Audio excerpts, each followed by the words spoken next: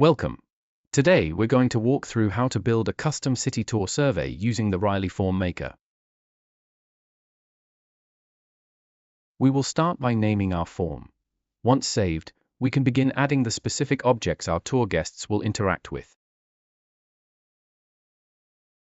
First, let's add a short introduction. We will set the text height to 50 to give the message a bit more presence at the top of the page. Next, we will add a date and time selector. This makes it easy for guests to pinpoint exactly when they joined us.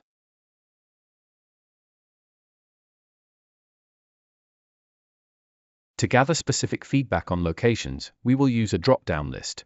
Here, we can enter options like Adventure Island or the museum, one item per line.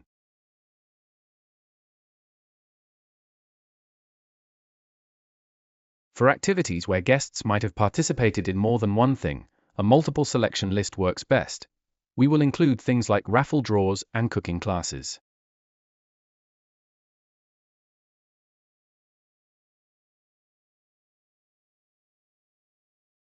Finally, we will add a paragraph field for general feedback and a standard input field for an optional email address.